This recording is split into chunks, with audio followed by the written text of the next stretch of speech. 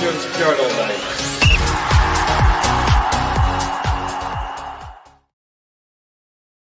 Good evening, everyone, and welcome to the Rangers Journal. This is your post-match for tonight's struggling but ultimately well-deserved draw against Athletic Club this evening at Ibrox. It was a difficult game from start to finish, I think, from the team, but they did show a lot of fight and a lot of effort, which is things that we have been missing, and came out after going down ultimately to 9 men by the end of the game and getting a result. You've just got myself this evening on the post-match, so we'll just do a quick one tonight, go over the sort of the highlights of the game and hopefully what this might mean moving forward. Start off having a wee look at the starting lineup. Obviously, there was a lot of talk in advance as to what the starting lineup might be and what changes Barry might make to the team following everything that has happened in the game as that have run up to this. So we'll need to see what's going on in terms of how that might impact the games moving forward. So let's have a quick look at what we had there. The big call, I think, going into the game was indeed Butland. Butland had been obviously completely error-strewn in games running up to this. I thought the match to have made the change would have been the Hibs game, so that he could get some minutes and things like that. But as it turned out, that we put Kelly in the big match, and as it turned out, that turned out to be the right decision. Good evening, Dave. Come to save the viewers from listening to me prattling on for half an hour. I'm sure they will thank you for that. How are you doing this evening? Yeah, I'm good, mate. I'm good. Said it in a few places now. I think if you'd offered me that before the match even kicked off, I'd have bit your hand off for it. So for me, that's a cracking result, especially considering we played the majority of the game with 10 men. Absolutely. I think with 11 men, I'd have taken 0-0 going into the second left. Never mind how things went. So I'm just touching on the starting lineup there. Obviously, the big decision going into the game was going to be the goalkeeper, and Barry made the big call and took Kelly out. What were your thoughts when you first saw that? To be honest, I kind of expected it. I think he had two big calls before this one. One of them was obviously opposite end of the pitch, but I think for keeper, we'd all kind of expected it. Butland's been on a poor run of form for a wee while now. Well, I say a wee while, actually, quite a significant while, but it's become more noticeable over the last kind of period of games. And yeah, for me, I think he just had to. I think if he'd kept with Butland and Butland had, made another clanger, then that would have been a disaster for Barry. And potentially a kind of short stint as it is, but a stint-defining error almost if he'd gone with Butland again. Yeah, I mean, I was saying in the chat before, and I thought it was a big call, and it would go one of two ways. And thankfully, it's gone the positive way. And really, after a performance like that could be Kelly taking the jersey for the rest of the season. There's no reason to drop him going into the next league game against Aberdeen. If he plays well again there, then he's earned the right, I think, to keep the jersey for the second leg. And then, as I say, you've only got a handful of games after that, so there's no reason that he doesn't potentially keep it for the rest of the season, and that will leave, I think, Butland in a very interesting position then going into the window. The other big one was obviously we saw young Rice come in. I know a lot of people were pleased to see that. Mitch is a big proponent on the pod of playing younger players, and he came in, and I thought until he had to unfortunately go off, he played pretty well. Yeah, I don't think he did much wrong. Obviously, a very different game to what he's going to see domestically. There's a lot more of the defensive side of the game. But I said in the pre-match, I think they probably went with Rice over Barron for his kind of technical ability, his ability to create play from that deeper position, which I think, Barron offers you the defensive side probably better than Rice. But I think the playmaking side, Rice probably gives you a bit more. And given that he was so kind of slim up top, if you will, where really it was Cherney and Dessers, and I know Hadji was trying to get forward, but he spent a lot of time defending as well. So I think you needed that kind of deep line playmaker for this one. I just hope the Loon's all right, to be quite honest, because he was getting treated for a long time. The paramedics, you remember when Ericsson went down, which was obviously far worse than this, but everyone was trying to shield the kind of view of him. And I noticed that the paramedics and staff were doing that. So I think he's taken a pretty sore one. I think, as much as you're saying Kelly's probably played himself into a chance on the weekend against the Sheep, I think Rice we will not see, because, even best case, I think he's got to go through that concussion protocol now that they have. Yep. Absolutely. Because I missed what happens initially and just saw the camera was kind of hovering above a player. And then suddenly just saw the ref doing this. And when the ref's doing that, something's up. And then obviously the cameras just started linking about the crowd and things. So was quite concerned. Luckily, he was applauding on his way out to the fans, and credit to the athletic club fans as well, who applauded him off. And the commentary, if anyone was at the game or missed it, the commentary did say that he was sitting up in the changing room after and was sort of looking bright. So it's hopefully nothing too serious. But yeah, I think I agree. You want to, particularly with the younger player as well, you want to err on the side of caution. There's no need to be risking him for any reason. So if he does get maybe back for the last game or two, that'll be great. But if not, I still think he put in a good shift. I was worried in some of the games, the matches have passed him by a little bit. They've not so much because he's played poorly, just the kind of the way the passing and movement's been, it's kind of bad. But I did think he was involved in that first half. Made a few good passes and a couple of decent tackles. So that was good to see from him. Was there anything else? Just finishing up on the starting 11. Was there anything else that you particularly liked or that you were particularly annoyed by? I know that you're maybe the choice of striker may not have been to your ideal taste. Yeah, and again, I mean, Mitch will tell you, I've been pretty vocal in the group chat. I'm not a huge Dessers fan. I think he's good in the sense that he guarantees you goals over the course of a season. My concern is that you can't really rely on him, especially in games like this where you're potentially only going to get a couple of chances.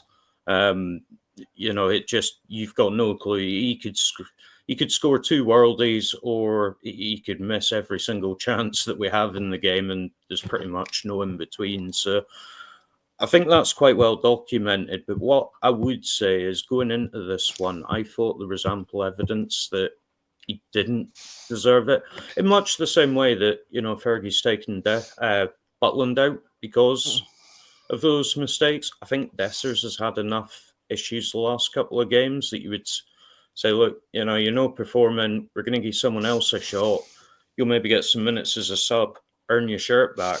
There seems to be a bit of blind faith in him. I know even before Fergie took the manager job, he was quite vocal that he did like Dessers. I don't know. I'm not saying he would have totally changed that game, but I think he gives you a lot more in the hold-up sense.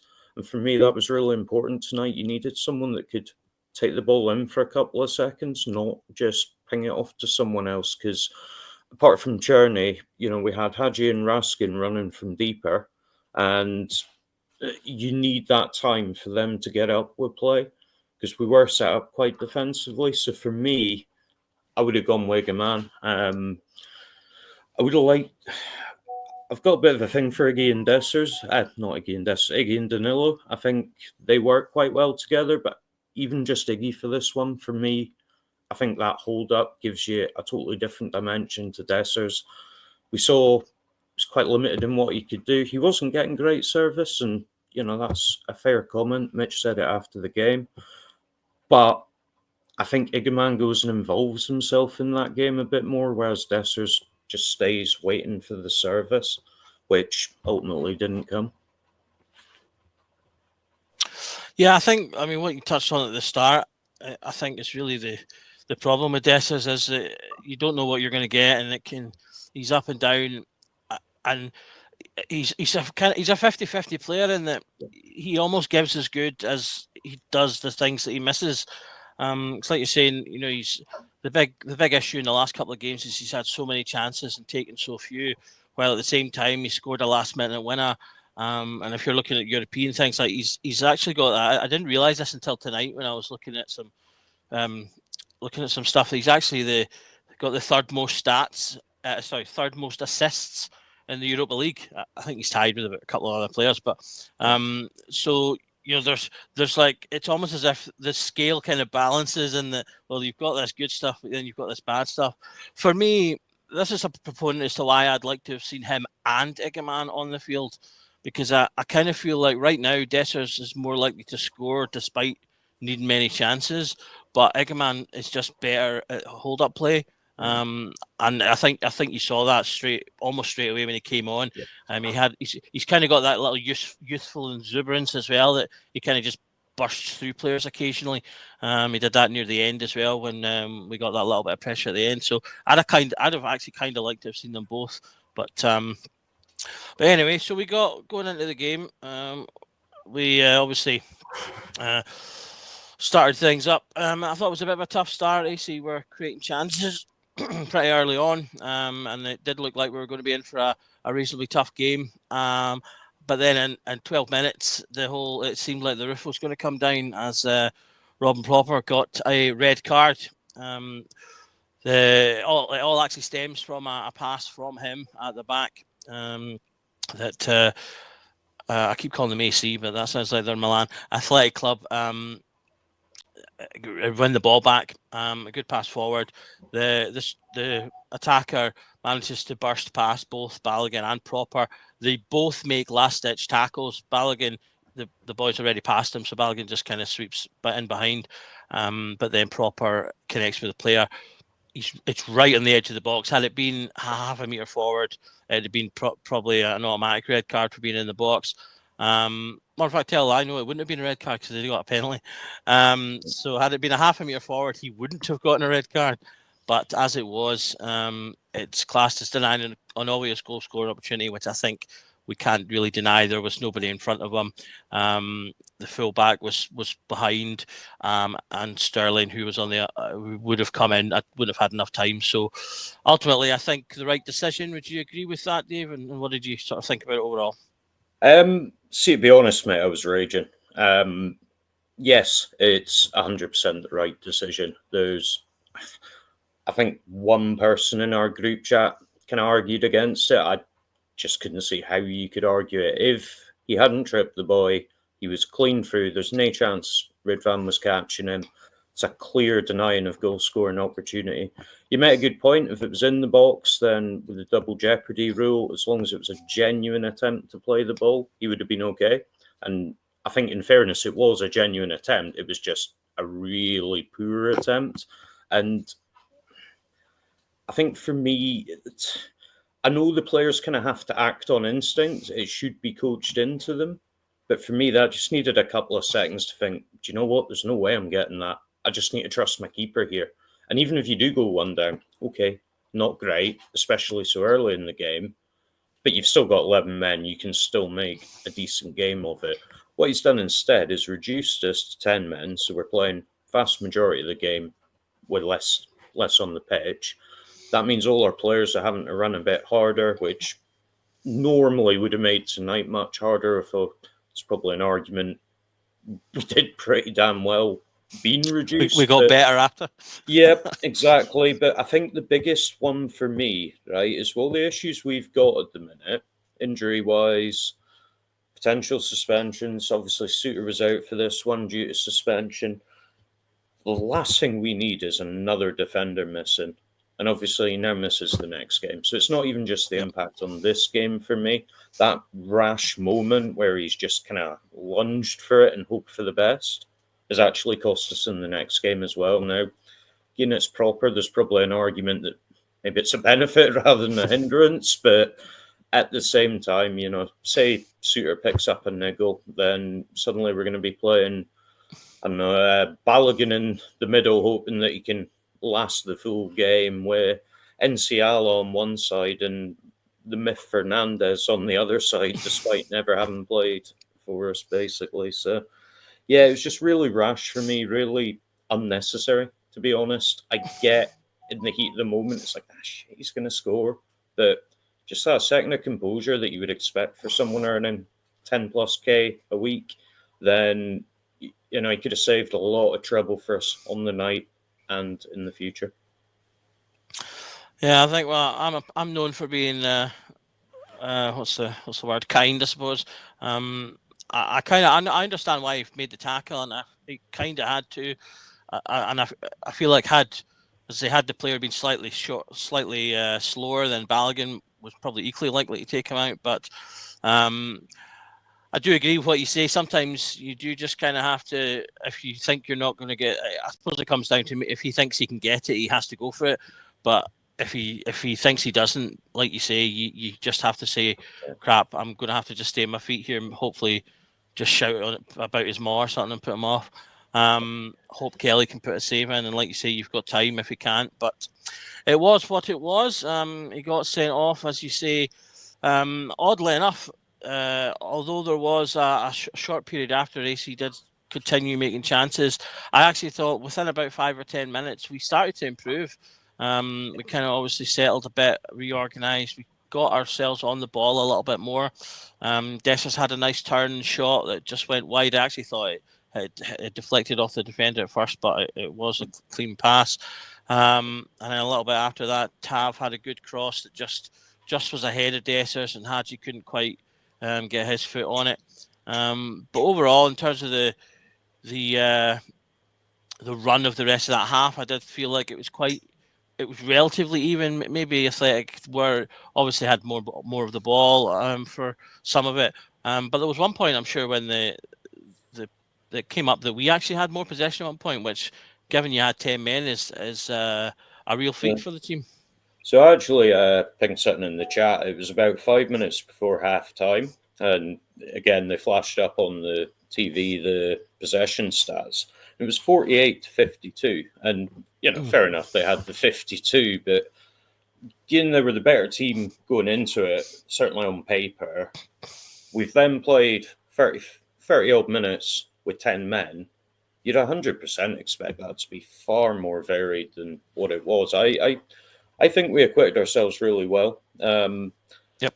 I think for me, they kind of proved a point tonight, and it's only half a point really because we know they can pull it out on Europa nights. But I said in the group chat that now we would see if they actually had the heart that Barry was talking about in his interviews when he was saying, you know, it's not just enough to be good. You've got to have that proper desire and heart to play every minute for Rangers, and I think we saw that. I think they really pulled together and gave their best, all of them.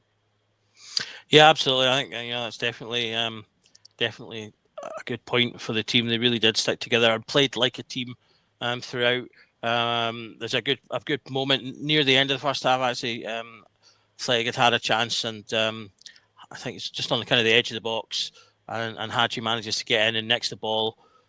Gets it away, and then you see him like celebrating that tackle as if it's a goal, and like really like geeing up the crowd, and you could just really see, you know, he's very much up for the game, and that I would imagine that's probably what got him picked, because he can be a bit like that, Hadji, even when he's not necessarily playing at his best. He does have a lot of passion for the game, for the club, and I actually thought, in particular, we'll get to this more at the end, but I thought he was one of the better players, or one of the best players.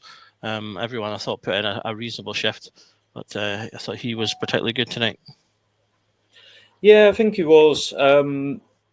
Again, probably a bit like Rice. I think he was good without being amazing. There was nothing that he did that was like, oh, gee whiz, that's great. But he did put in the hard yards. Obviously, a slightly deeper role for him than he's normally used to, but that didn't faze him at all. You know, he was quite happy to put in those yards. As you say, showed a bit of aggression and also showed a bit of street smart. You know, when it was one of their guys got yellow carded, and it was all a bit of handbags, really. The boy just kind of came up to him, and he did give him a shove, but there was nothing major to it. And Hadji just went down, made sure it was seen, and the boys started kicking off, you know, no, that's not a yellow, and he got booked. And I think sometimes we haven't shown enough of that this season, the kind of street smart side of the game. So, yeah, I was quite happy with Hadji overall. Yeah, definitely. And I think in particular what you're saying there, like the hard yards was the bit that impressed me because it wasn't any of the offensive Yeah. of his offensive stuff that I thought was good. It was the defensive stuff. He just seemed to keep popping up on that side, helping Yilmaz and subsequently Jeff Day as well. And yeah, that was what really impressed me about that. So getting to half time, we had one more sort of half chance. We got a free kick a little bit further out. Cherney knocks in, and Dessers gets his head to the ball, but it goes over. It kind of looked like they said in the commentary. It did kind of look like he didn't expect it was going to get all the way to him, and it was the ball more hits him than he heads it, I think, and it kind of skies over. And that brought us to half time at 0-0, which I think most of us were pretty happy with. As I say, I remember I put in the chat myself anyway. I was feeling much better at half time than I thought I would be at the 12-minute mark when Proper got sent off. Were you expecting to see any changes at halftime, or were you wanting any changes at halftime, or were you happy that the team were doing well and just needed to go back out and continue? I was wanting changes, and in a surprise to no one, it was Dessers. I think what you just said there about that header, that just perfectly encapsulates what I said before. You just can't really rely on the guy in that kind of moment when you need one nailed on chance to be put away. I could accept if the keeper had saved it, but given where he was and the flight of the ball, it's pretty damning that it wasn't even on target for me. So, yeah, I did want to see that change. To be honest, I wanted to see it at the start, but I did think hopefully Barry would have realised, even more so when we'd gone down to 10 men, that actually we did need to get someone on that could, create that few seconds to get our other players up with a level play and then attack. So I thought he might do that. I was half thinking about Hadji for Danilo, not so much that Hadji had done anything wrong, but we needed a bit more impetus in attack for me, and I thought potentially the combo of Iggy and Danilo would have given us that. But Barry went ahead as he was. Yeah, I think if I'd made any changes, it would have been similar to try and give us a little bit more, or a little bit more ability to get forward. As I say, Dessers, I thought he did okay with some of the chances he got, but he wasn't really giving us a huge amount. In the hold-up play, he gave it away a couple of times when the ball got to him, and we needed, especially when you're a man down, you need that someone who can kind of hold it a little. But as you say, we went into the second half with the same team, a bit of early athletic pressure. They had a couple of corners in a row, but it ultimately comes to nothing. We did have to defend for a fair bit during the opening of that half, and then we get to the 67th, or in fact, it was probably slightly before that because I didn't note it down until he was actually going off. But around 60, 65 minutes, Rice takes his injury, so he goes off. Connor Barron comes on, and we also took off Jeff Day for Yilmaz. What did you make of that substitute? I thought Jeff Yilmaz had done okay again. He didn't sparkle, but he wasn't doing anything wrong. Do you think that was a tactical change?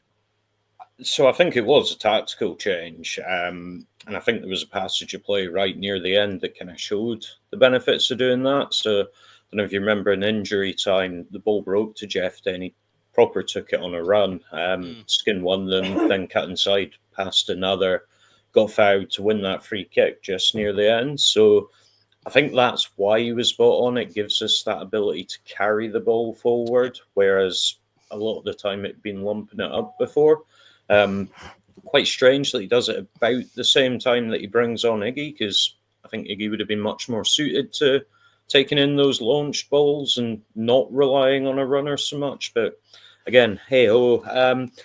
I think the biggest concern for me was Yilmaz had been pretty solid defensively. Like you say, I haven't done much in an attacking sense. I fully agree. I think defensively he was quite solid, and I guess my only concern was would bringing Jeff Day on disrupt that kind of rhythm that we'd found in defence. Ultimately, it didn't, and fair play to the lad. I've been quite a critic because a couple of times in the Europa League he's been caught sleeping at that back post, and we've ended up conceding late. I think I even put something in the group chat saying, "Oh, here we go, injury time winner, no doubt." But he acquitted himself well, did well, and as I say, if for a bit more potentially class on the free kick, could have earned us a match-winning moment right at the end. And that's why I'm imagining he was spot on, was to give you that ability that Yilmaz probably doesn't have as much. Yeah, absolutely. I think Coisty was straight on with the defensive concerns when he came on. I do think, I've said for a while. I think that Yilmaz is the slightly better player overall, but the one major thing that Jeffrey gives you that Yilmaz doesn't is the ability to carry the ball at speed. He's the only player in the team really, other than Cherney, that can do that. And yeah, I think you're bang on that was something we really needed, to be able to get the ball out of our area. And he's a player that could do that. So, and indeed did. The game carried on for the next sort of 10 minutes or so. I thought it was pretty finely poised. Ball, no major chances. And then come the 77th minute, it all went crazy. A ball over the top, a really good run that just totally cut our defence open. Ball over the top, it gets past and just drops over the head of Sterling, and their striker gets the ball in. It's a really good save from Kelly. Hits their player, looks like he might have handled the ball, then rebounds to their striker, who puts it away. So 1-0 or so it would seem. We then go through VAR, going through the entire IFAB book to find everything they could potentially check for. So the first thing they were looking at was potential handball when the ball comes off of Kelly and hits their defender. And I thought that one could have really gone either way. It was really tough to see. It kind of goes along his arm a little bit, but I don't think it was clear cut as to whether it hit it or not. Could have been 50-50 on that one. But then they're looking at an offside, because when the ball comes off of him into the striker is ahead of Kelly, and Sterling, albeit he's only got about 1 foot on the pitch at this point, but he's the only player back. And for anyone that doesn't know, in terms of offside, there must be 2 players behind the striker. So with there only being 1, he'd have been offside. So they started looking at that. And I think that they were the goal was going to be called for offside because of that. That would have been a clear offside. But then they jumped to looking at Sterling as the ball had come over his head, and it grazes all very finely his arm. But unfortunately, the moment I saw that, I was like, that's a penalty, because he's windmilling at that point. And I didn't see there was any way, as much as I might not have liked it, because he can't really see the ball, and he's just trying to, you do kind of move your body out when you're running like that. So I think it's unfortunate, but with the rule of law and all this unnatural positioning shenanigans, the moment I saw that, I was like, oh no, they're going to go a penalty. What was going through your mind during all of that? I think I probably summed it up on Twitter, mate. It's probably the most bizarre VAR decision I've ever seen, and considering I watch Scottish football, that's quite the feat. But it was crazy. I mean, I guess ultimately, probably right, and there's maybe a bit of karma that Kelly kind of saves it. I do think it was harsh on Sterling, but I think you're right, by the letter of the law, probably is a handball. I think, maybe if his arm had been crooked and just bent from the elbow down, he might have got away with it. It was the fact that his arm was straight out like that, I think. Yep, I think that was what did it. And they said, that's not a natural position, which, okay, I would argue defending a situation like Sterling was at 100% is natural, but, it still impacted the ball. I get it. So they get a second chance. But can I just say, what save Kelly? I don't think Butland saves that. From watching him in the penalty shootout against Fenner, I don't think he saves that, because it was really good the way Kelly dived, but still left his leg down just to kind of trip it over. I thought it was really good, and I thought, as you said earlier, he did himself absolutely no harm tonight. I think, if you look away from names and wages, after tonight, it's his jersey for someone else to take off him, would be my answer. Yep. It's funny you say that, actually, because when I watched it, the very first thing I thought was, that's identical to Butland's first save in the Fenerbahce one, because it was straight down the middle and hit his foot as well. But regardless of whether or not Butland saves it, Kelly does, and that's the big thing. It's a great moment for Kelly. Obviously, well-known big Rangers fan. He's come back to the club after being here as a youth. He got a small chance earlier in the season, but other than that, he's not had a look in. And as I said, at the beginning, I was messaging our chat going, it was a huge decision made to put him in to such a big game out of the cold, regardless of the issues with Butland. And so, a great night for him to come in, played really well. I thought he was really, outside of the penalty, I thought he looked commanding in his area. He came out and collected balls, didn't drop anything really. He made a couple of decent saves. And then obviously, cherry on top with the penalty. And I totally agree with you now. As I say, you can't take him out. You can't take him out against Aberdeen when he's done so well. And so that, I think, pretty much means unless he's absolutely horrendous against Aberdeen, which I doubt he will be, then he plays the second leg, and then really, why would you take him out? I think someone mentioned in our group chat you maybe give Munn a go to play some games just to give him a shout. So that would be the only reason. Doug. Was that you? Well, there we go. Yeah, I'll tell you the reasoning behind that real quick. So what I actually said was I think Kelly should keep it based on what we're seeing until we go out the Europa. Now, if we go right to the final, it becomes irrelevant because obviously the final is after. But as and when we do go out, then I would give Munn a run. And the rationale behind that was, as much as he's not played many games for us, he has played plenty of SPFL games. He's played some games for us. He's a known quantity. We know what we're getting with him. Whereas Munn, I don't think's had that same exposure.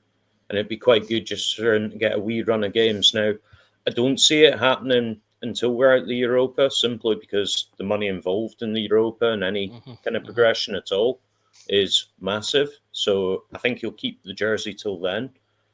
But there's nothing to play for in the league. League's already done. I mean, I know mathematically it's not, but it's done. But it is. Right? So it doesn't really matter. So why not give him some minutes? See what you can do, figure out if this guy has a future here.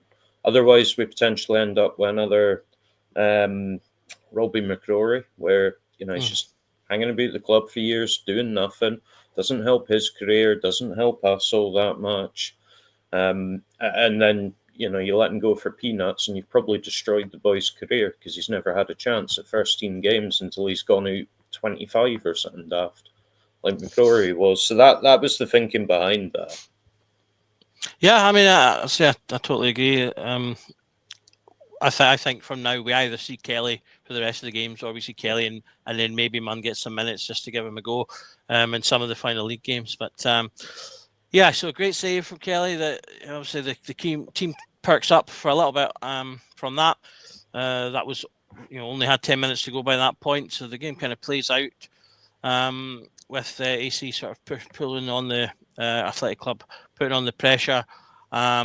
We make a substitution again at 94th for some people, the way too late substitution of Cyril Dessers. Egerman comes on, who I did think put in a decent shift in the time he was on the pitch. We get a rare attack, which looked like it was going to be something decent until Barron, unfortunately, passes into the ether. We make another substitution just after, with Hadji going off for Barami and Cherney coming off for McCausland. Neither really get into the game or the chance to do very much. And then in the 97th minute, after all the things that could have gone wrong, Sterling looks like he comes down and just twists his ankle or something after a jump. He has to go off injured. We've made all our subs. And so we placed the last sort of few minutes of the game with 9 men in an Ufa-esque performance. So, yeah, I don't know about you, but I was just sitting there going, oh, this is either going to go really right or really wrong at this point. Yeah, I mean, Sterling's a tough one. Again, I thought he did well tonight in central defence. It's part of back three. So I think, Thomas has said it there. Hopefully, he's fit for the return leg. Mm-hmm. I think obviously Proper's going to miss it now because of the red. We do get Suter back. Balogun, let's be honest here, is he even going to make it through the weekend beforehand? Will we play him or wrap him in cotton wool? Yeah, do you potentially chuck Proper into that one and you keep Balogun for the Europa next week? It's such a tough decision for me. I think it's really simple. I think you don't play Balogun against Aberdeen, and so you've got him and Suter to play in the European game. We've got Fernandez and we've got Enciala, so you play one or both against Aberdeen. I really Who's couldn't this care. Fernandez you're talking about? I know. I really couldn't care. We've got people that we can play, so I think that they have to. He just has to use some of those. For me, it would be Enciala. Obviously, he's the one that's played before. It gives him a chance to kind of come back after his. I would like to see him before the end of the season, so that he's got a chance to put in a couple of performances after, obviously, his unfortunate match when he got pulled off. So I do think we have the options there. We have to hope that Sterling potentially will be fit enough for the second leg. I don't think he'll play against Aberdeen. Because if not, you're then potentially, if he wants to stick with the same system, you're either, I think, playing Enciala alongside Balogun and Suter, or we'll see potentially Tav. Or he'll bring in Tav, and you'll end up with Yefte and Yilmaz and as the two fullbacks. So I think there are options, but he needs to wrap the best players in cotton wool and just go. Doesn't matter. I know it's Aberdeen, but yeah. We've got, because at the end of the day, we still have a shot of getting through this tie. We absolutely do, mate, and I think that's the key thing from tonight. If I'm being honest, is as I say before this game, I'd have bit your hand off for this score. Go to Spain. You look at the respective form, home and away over the last few months. I think most fans would have been panicking tonight, thinking, "Christ, it's a decent team. We've been awful at home. What's going to happen here?" Ultimately, nothing happened. So we go over there and it's winner takes all tie. Away, Rangers fans over there in numbers, who knows, right? I'm not saying we'll go through, but bloody good chance. It's a one-off game. It's exactly. It's not a league game, so never say never. I mean, who would have had us beating Dortmund the way we did? So precisely. Yeah, and we have been good away this season. We've been good away this season. And I said it in my lowdown that they're a very good team. I don't think they were at their best tonight, to be fair, either, because they have been struggling with scoring goals recently. But they're pretty heavily they play a high line as well. Yeah, they have this weird rotation thing going on. I don't know why. They've got their other goalie is they've got kind of a Butland Kelly sort of disparity between goalies.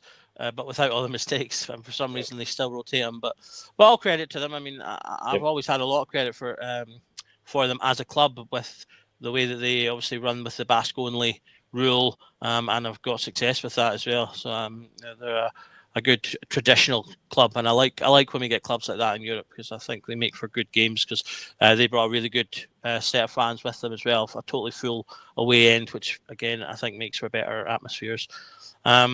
But they can be gotten at because they play a high line. There is space to get at, and I do think that Cherney, for one, can get there. And it only takes the one chance. We've shown with 10 men that we can put in a good performance. So if we're able to keep an 11, like you say, you never know. So that'll be the thing going into the next game. Before we finish, a trouble for a man of the match. Ooh, I think Kelly. I think it has to be fair. I would go for Liam Kelly. Yeah, I think I'd have to agree with you.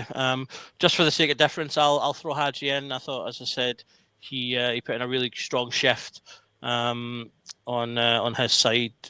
He just seemed to always be there defensively, so I thought he was really good as well. So I'll say him just for a bit of difference, but the correct answer is Kelly. How you can't not after the penalty save and as I say, coming in out of the cold and playing so well as well. So Kelly is a great shout. So thank you for everyone for tuning in this evening. Everyone in the comments, as always, for putting in your stuff. And Dave, thank you for coming in and saving us as the start as well. More content for you tomorrow night as we move into the weekend. Obviously, we've got the game against Aberdeen coming up, and we'll have full pre and post matches content for that. Thank you to our sponsors. After the match, I go make great bespoke stuff for Rangers fans and football fans. So do go to their website and have a look. You can get a discount by putting Journal 10 into the basket at the end. And so it just remains for me to say well done to the Teds. Good luck for the next leg, and keep tuning in to Rangers Journal, because every night is Rangers Journal night. Good night.